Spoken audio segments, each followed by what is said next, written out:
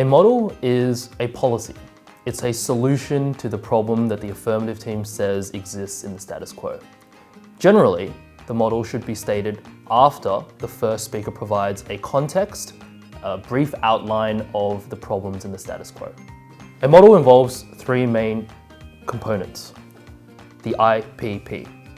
The first component, the I, stands for the imperative, which is why exactly do we really need this model?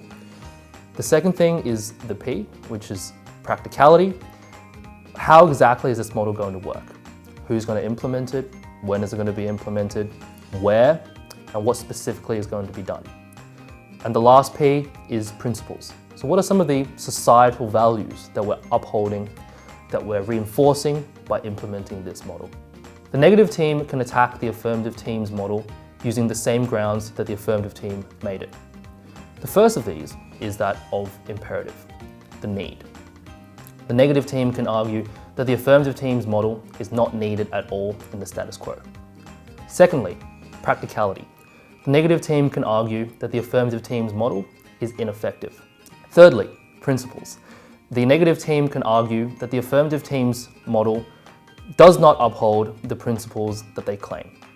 As an affirmative team, when you approach a topic, you can either have a hardline or a softline model.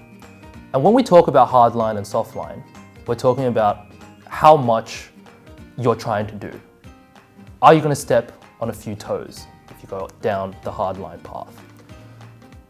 Either way, whether you pick a hardline or a softline model, you must affirm that model and defend it to the best of your ability. So when deciding whether to take a more hardline stance or a softline stance as the affirmative team, you have to decide what sort of balance you're trying to make between the more principled sides of the debate and the practical sides of the debate. If you're a team that is trying to run a more hardline model, it will most likely be highly practical. It will solve the problem very, very quickly.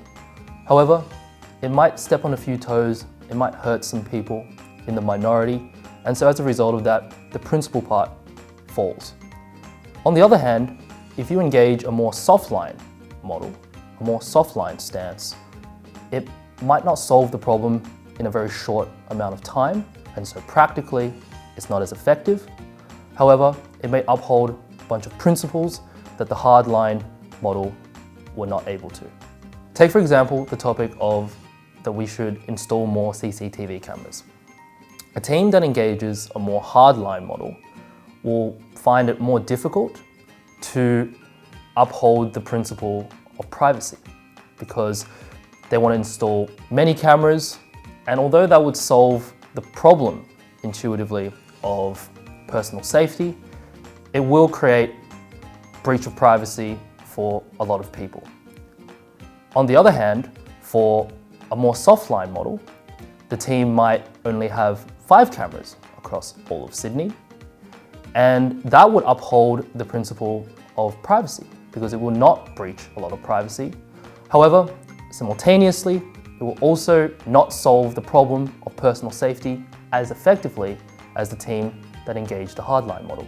On the negative team, you can approach the affirmative team's case in a few ways. The first way is to say that the status quo presently is fine. We don't need to have any sort of change at all. The second way is to say, well, there might be slight problems in the status quo, but the affirmative team's model is just going to make the status quo's problems worse. The third way is to acknowledge that the status quo right now is problematic, but to propose another solution to the problem, which we call a countermodel. Although not commonly used, a countermodel is structured substantively the same as an affirmative team's model. A rule of thumb, though, is to make sure that the model that you propose on a negative team is mutually exclusive. It cannot exist at the same time as the affirmative team's model. Take, for example, in the topic of we should ban junk food. The affirmative team will present a model that bans junk food outright, potentially to solve the harm of personal health. The negative team might present a countermodel that we should exercise more, because that also increases personal health.